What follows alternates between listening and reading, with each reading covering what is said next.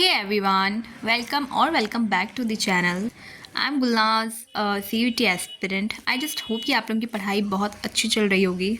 मेरी पढ़ाई तो भाई मतलब चल रही है फिर रुक रही है। आजकल मैं पढ़ाई को लेकर इतना प्रोक्रेस्टिनेट करने लगी हूँ जिसकी वजह से मैं वीडियो भी नहीं बना क्योंकि मैं पढ़ ही नहीं रही हूँ तो मैं वीडियो में क्या ही बोलूँ। आज मैंने सोचा था कि मैं बहुत जल्दी उठूँगी सुबह बट नहीं हुआ मैं से। मैं आज बहुत लेट उठी हूँ आज भी। रात में सेहरी करके कितना 5 बजे सोना और उसके बाद जल्दी उठना बहुत ज़्यादा ही हेक्टिक है, इसलिए नहीं होता है मेरे से। मतलब 10 बजे उठी हूँ आज मैं और उठ के मैं फ्रेश होकर के मैं पढ़ने बैठ गई थी। सो फ़िलहाल मैं क्वेश्चन टैग पढ़ रही थी, इंग्लिश का क्वेश्चन टैग पढ़ रही थी जो कि अब तक का इंग्लिश में मेरे को सबसे इजी टॉपिक लगा। क्वेश्चन टैग सबसे इजी अभी तक का मेरे को क्वेश्चन टैग लगा है।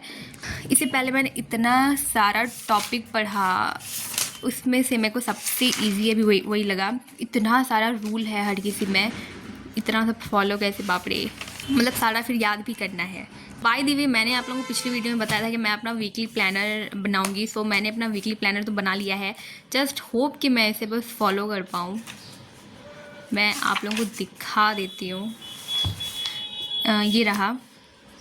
इंग्लिश का कुछ टॉपिक, बहुत सारा टॉपिक छूट गया। ये मैंने बस बुक के हिसाब से मैंने इसमें लगाया है। बस इंग्लिश में और भी बहुत सारा टॉपिक था लिखने का बट और जीएटी में बता दूं, मैं एचसीएफ एलसीएम करने वाली जो कि मैंने बना रखा है बट मेरा उतने अच्छे से हुआ नहीं है तो इसलिए मैं दोबारा करूँगी। और ratio and proportion, find out wrong term और इसमें जनरल अवेयरनेस में बेसिक इकोनॉमिक्स करने वाली हूँ। और ये दोनों हो गया इंग्लिश में सिनोनिम्स एंड एंटोनिम्स। मतलब ऐसा नहीं है कि पूरा याद करूँगी, बस कुछ कुछ करके याद करूँगी डेली। और प्रीपोजिशन और भी बहुत सारा टॉपिक है इसमें बट वो मैं लिखना भूल गई। और डोमेन मैं बता दूं, मेरा 2 ही डोमेन है, हिस्ट्री और पॉलिटिकल साइंस। हिस्ट्री में मैं 2 चैप्टर्स करूँगी और पॉलिटिकल साइंस में 1 चैप्टर, क्योंकि मैं पहला वीक में बहुत ज़्यादा नहीं लेना बर्डन नहीं लेना चाहती, वरना पहली वीक में इसे मैं सोचूंगी कि नहीं और मुझसे होगा ही नहीं। फैब मेरा थोड़ा बहुत करते करते मतलब प्रोक्रेस्टिनेट करते ही चला गया, कंसिस्टेंटली मैं नहीं कर पाई। बाय द वे आप लोग बहुत को एजम्पशन लगा रहे हो कि क्या मैं ड्रॉपर हूँ, और अगर मैं ड्रॉपर नहीं हूँ तो मैं ये क्यों बोल रही हूँ कि मेरे एग्ज़ाम्स हो चुके हैं, क्योंकि सीबीएसई वालों का तभी एग्ज़ाम चल रहा है। तो ऐसा बिल्कुल भी नहीं है, ये मेरा फर्स्ट अटैम्प्ट है और मैं ड्रॉपर नहीं हूँ। इसी बार मेरा 12th कंप्लीट हुआ है जो कि मैंने बीएसीबी से दिया है, इसीलिए मैं ये बोलती हूँ कि मेरा 12th हो चुका है। बाकी मैं ड्रॉपर नहीं हूँ बिल्कुल भी। अगर रीजनिंग के बारे में बताऊँ तो रीजनिंग में मैंने एनालॉजी तो बना लिया, नंबर सीरीज़ भी मैं बना चुकी हूँ। मैं आप लोगों को दिखाती हूँ, ये रफ़ है और ये रहा नंबर सी जो कि मैंने अभी तक चेक नहीं करा है, तो मैं अभी आप लोगों को चेक करके बता दूंगी कि मेरा कितना सही हुआ और कितना गलत हुआ। और कुछ कुछ मैंने छोड़ भी दिया है जो कि मेरे को समझ में ही नहीं आएगा कैसे बना। पहले तो मेरे को मतलब स्टार्टिंग वाला सच में बहुत ज़्यादा ईजी है नंबर सीरीज़ मैं अगर दिखाऊँ तो, लेकिन बाद में यार बहुत हार्ड है उसमें भी।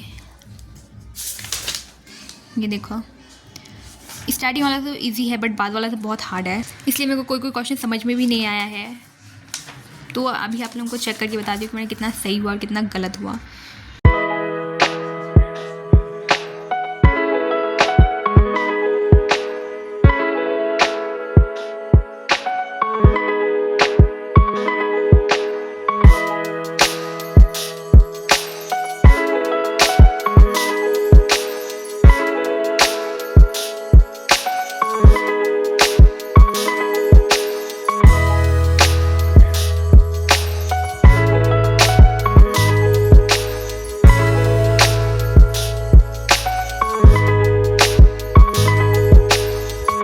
फाइनली मैंने पूरा चेक कर लिया है और मेरा बहुत कम गलती हुआ। इससे पहले जो मैंने नंबर एनालॉजी बनाया था उसमें भाई मेरा बहुत सारा गलती हुआ था और 5 मैंने छोड़ दिया था और 13 मेरा गलती हो गया था।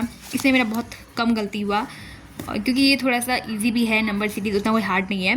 बस जो मेरा मतलब 2 मेरा गलती हुआ और 5 मैंने छोड़ दिया था, 1 2 2 3 4 और यहाँ एक 5 मैंने छोड़ दिया था और 2 मेरा गलती हुआ।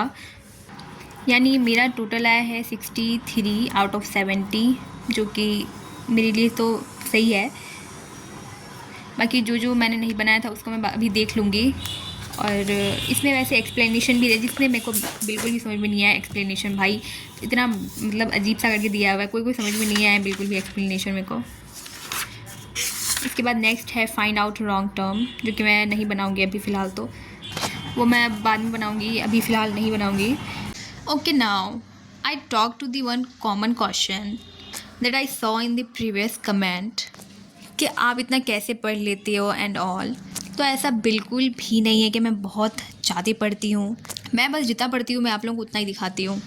मुझे भी प्रोक्रेस्टिनेशन होता है, मैं भी डिमोटिवेशन होती हूँ, डिमोटिवेशन बहुत ज़्यादा होता है और इनकंसिस्टेंट भी होती हूँ यार। ऐसा नहीं है कि मैं हर डेली पढ़ नहीं हो पाता है यार, नहीं हो पाता है हाँ, मैं भी स्टूडेंट हूँ आप लोगों की तरह। मेरा तो डिमोटिवेशन भाई कभी कभी इतना पीक पे रहता है ना, फिर मैं खुद को समझाती हूँ कि नहीं यार, this is the last chance, क्योंकि इसके बाद तुम नहीं कर पाओगे कुछ। मेरे लिए तो ये लास्ट चांस ही है, और क्योंकि इसके बाद और शायद नहीं मिलेगा मेरे को कोई चांस घर से दूर जाने का एंड ऑल।